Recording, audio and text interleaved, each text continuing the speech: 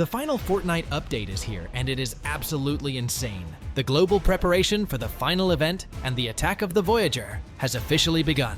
From the return of the Seven until the date of the finale event of the season, this is our last update before Season 2. You probably won't believe me, but all the action is happening on the storyline front right now. This last update brought us a ton of info about what's coming next. Just like in previous updates, the juiciest lore details have been uncovered through audio logs and the Voyager's movements. This past weekend, several mini-events took place. The Cube-headed returned from his tour, and he didn't come alone, bringing with him yet another shard of the 0 point. Where he's been, and why he needs it, is something we'll figure out a little later. What's interesting is that the preparation for the final event is truly massive, and in the new update, we'll see the long-awaited return of the Seven. Yes, it seems Jones and Hope have decided to wait for backup and not jump the gun. To free the Order and stop the Voyager, we definitely need outside help. The files and data from the latest update, as well as a teaser from Epic themselves, are screaming that the Seven are returning, or more accurately, two of them. None other than the Foundation and the Visitor. Honestly, considering there's less than a month left in the season, I really hoped the members of the Seven would appear dramatically on the island, and not just as NPCs. And in that regard, I think we have a reason to be happy. According to insider information, we might have several cinematic story cutscenes waiting for us at the end of the current season. Yes, it feels similar to the vibes we got at the end of Chapter 6, Season 2, when we saw the Star Wars season trailer and the cinematic dedicated to Dago. According to sources, Evil Eye Pictures, the studio that worked on Fortnite's cinematics, has gained access to testing versions of the latest update. Given this, 2 cinematic trailers are expected to drop soon.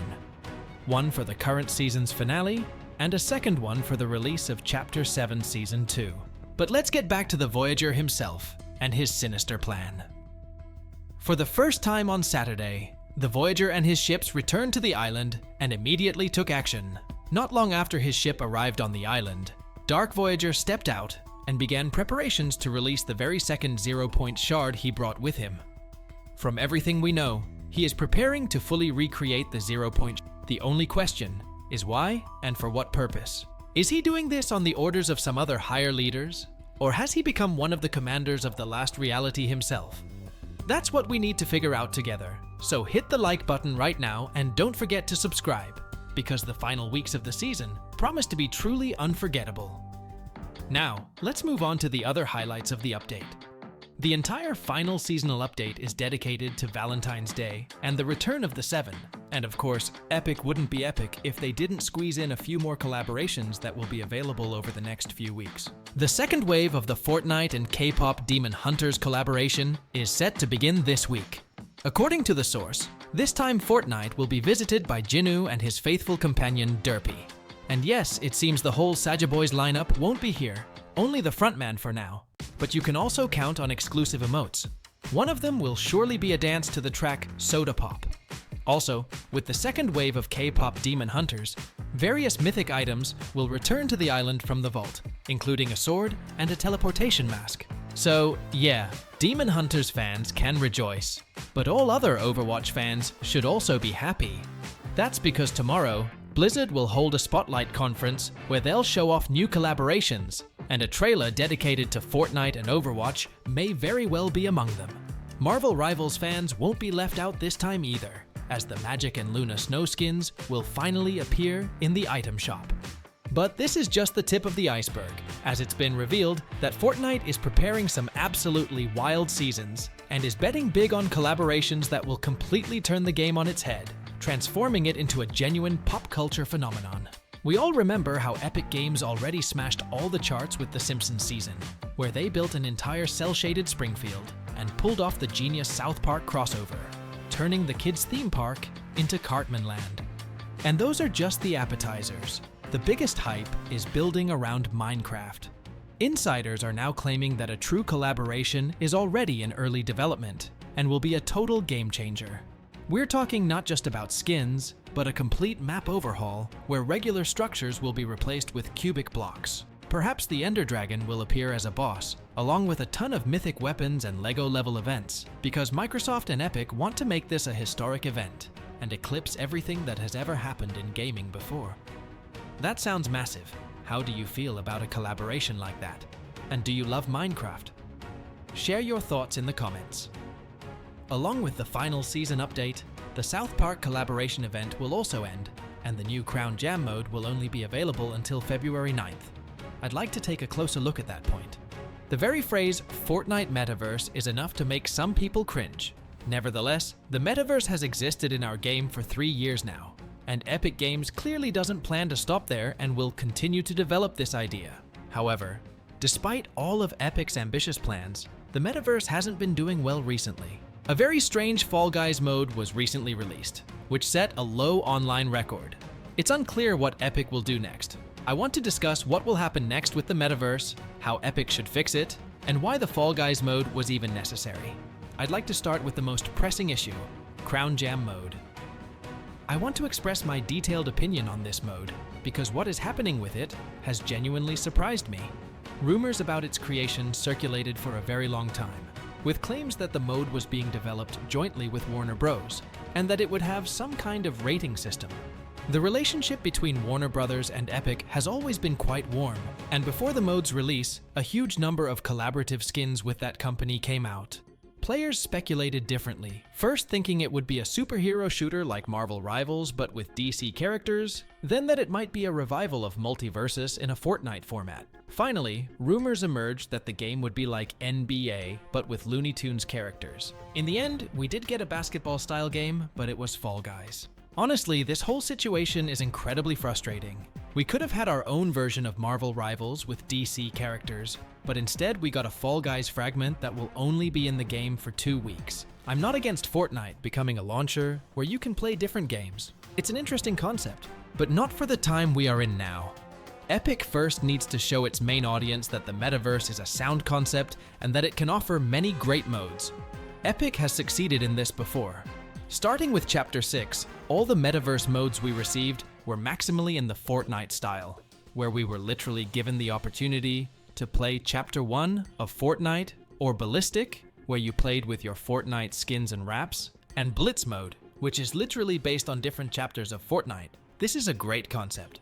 I like the idea that we have a main game, and we can use its skins and items in other games within Fortnite.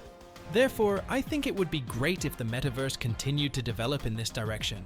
At the very least, a previously mentioned superhero shooter with DC character abilities or a Multiversus with Fortnite skins would be better. Even if we're not talking about copying other games, but about original modes, there have long been rumors about a car mode. They could create a Battle Royale spin-off without weapons, where the only way to win is to fight in cars, as it was in the Wrecked season. Such a mode wouldn't take much time or money to create. It's literally just adding a couple of devices to the current Battle Royale map. Wrecked Season has enough fans, and I'm more than sure that such a mode would have gathered much more online players at the start than the Fall Guys basketball, and the players would have been much happier. But instead, we got the Crown Jam mode, which has no single hint of Fortnite. You can't even pick up the bean version of a skin, and there are no Fortnite props, so it's not surprising that players have responded quite coldly to this mode.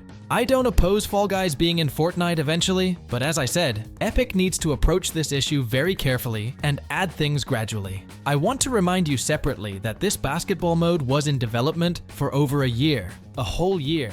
A huge amount of human resources and money was spent on some strange mode that will only be in the game for 2 weeks. At the same time, I want to remind you that Ballistic is still in early access. The last non-cosmetic update for Festival was in Chapter 5, when they added the battle stage. I find it unpleasant that every year we get modes that are subsequently abandoned, and nothing is done with them. The Fortnite universe is needed not just to surprise everyone with a huge number of games, but so that players can play literally anything they want within Fortnite. However, the lack of updates and content for other modes means that after a while, people simply don't want to play some of them. Honestly, it seems like there's some kind of mess going on in Epic's office. Personally, I like the concept of Fortnite becoming a launcher with a huge number of other interesting games, but this concept has an obvious implementation problem. We've touched on some of these problems earlier, but now I'd like to draw your attention to others. If Epic wants to compete with Roblox, they definitely need to do some things properly, not haphazardly. Take, for example, the thin client that they've been promising to release for 2 years now. The fact that a game with a million different modes still doesn't have proper memory management is honestly amusing. For instance, to download Roblox on your phone, you only need about 200 megabytes, but Fortnite takes up to 30 gigabytes. If a player sees some cool Battle Royale mode in Fortnite and wants to play it, they will look at the game's size and simply be too lazy to wait for it all to download, so they'll go to the same type of game, but on Roblox. This is the main problem with the concept of Fortnite as a launcher for different games. Players coming for Fall Guys, who want to play the new mode, don't care about Festival, Ballistic, or anything else, but it all takes up memory. Players need to be given the opportunity to play what they want and only have the modes they need in their memory. Instead, we have a situation where such a seemingly simple function has been promised for years, but we still haven't received it. This manifests itself in everything, including the previously mentioned support for modes. It feels like Epic's priority right now is to appease investors and show them that the metaverse concept works, while players simply cannot be convinced of this. It's unclear what will happen with Festival next. It's completely unclear whether Ballistic will ever leave beta access, or if it will suffer the same fate as Rocket Racing. Ideally, Epic should first start supporting the existing modes to boost online numbers, and make new ones that the Fortnite audience will warmly embrace, such as an extraction shooter, which is often discussed lately, or the car-based battle royale we talked about earlier. The metaverse should offer players the ability to play different modes, but with the current distribution of content, it turns out that people only want to play a few of them. Epic has simply abandoned some of the modes. I'm not saying the metaverse concept shouldn't exist, or that Fortnite should remain only a battle royale. No, that's a rather childish position. I'm just saying how cool it would be if the modes we already have were at least finished, and only then would they start adding things like Fall Guys and so on. After all, if Epic's goal was to drop a mode in the middle of the season, they could have released one of the old limited time modes. They have 1 million of those in reserve. Or they could have made a battle royale based mode like Delulu. This would surely require much fewer resources than porting a piece of one game into another. The metaverse has existed in our game for 3 years. And after such a long time, I would like to see it actually developing and acquiring new features, not just standing still and repeating the same mistakes as before, but on a larger scale. I want to see a real result from this experiment, and the result should primarily be one that makes players happy. It has become known that even more Gaming Legends skins will soon appear in Fortnite, obtainable via purchases in the Epic Games Store. This is where some interesting business analytics come into play. Epic is launching a large-scale partnership program tied to its store. The campaign is set to start as early as February, and the first sign of this will be a collaboration with Resident Evil, Requiem. For us, as players and content creators, this means one thing: the flow of content will not dry up. Steve Allison, the general manager of the Epic Games Store, stated that they plan to release over 100 partnerships a year. Just think about that number. This makes it crystal clear that after such news, tons of collaborations with any future major game await us. This turns Fortnite into not just a game, but a true media hub. And since we are talking about Legends, in recent days, the collaboration with Overwatch, which many had ceased to believe in, was confirmed 100%. Honestly, I am insanely happy. It finally happened. After so many years without a hint, seeing only fan concepts, we are finally getting what we have waited so long for. As we recall, there were previous leaks regarding a Hanzo skin, and I can already imagine how cool Mythic Bows with his abilities would look.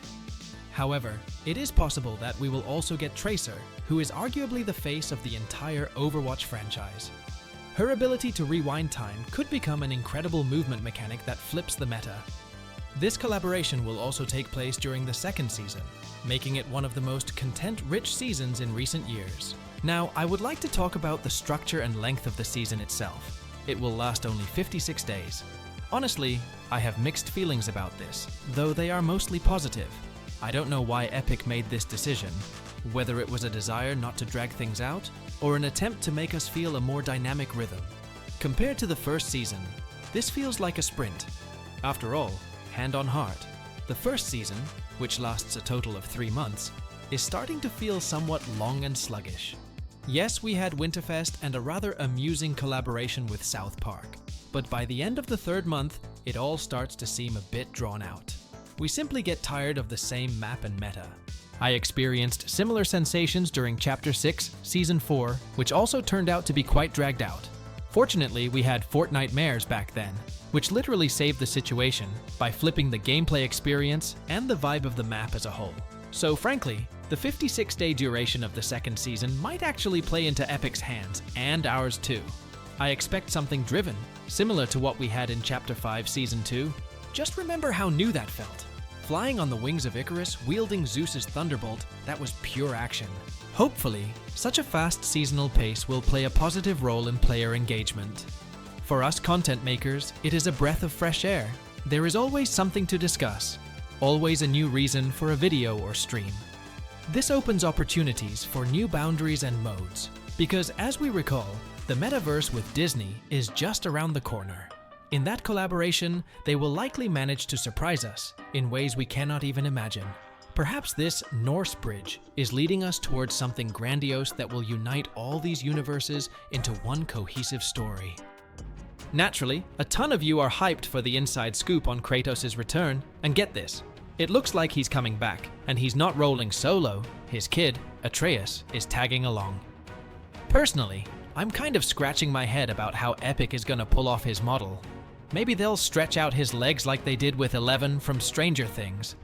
Either way, there's no rock-solid, 100% info about the God of War hitting the item shop just yet. What we do know is that beta testers for the next season were offered a few collaborations to choose from, and besides Kratos, One Piece, Xena, Warrior Princess, and Hercules all popped up. Out of that whole crew, the God of War snagged the most votes, so his comeback is pretty much locked in. As you can see, the info about the new season is seriously good news.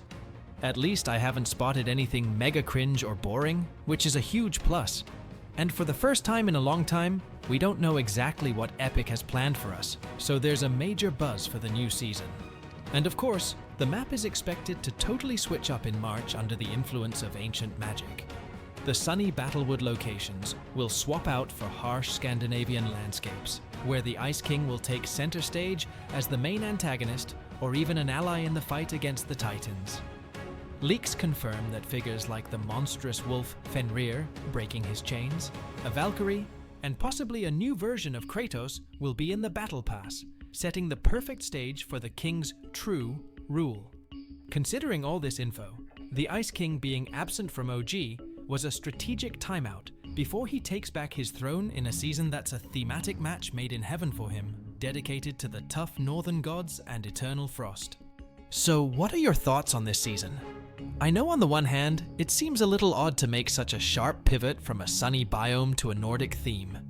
It would have been more logical to keep the storyline rolling with the last reality war and the return of the Seven, but that theme could still be developing in the background of the next season.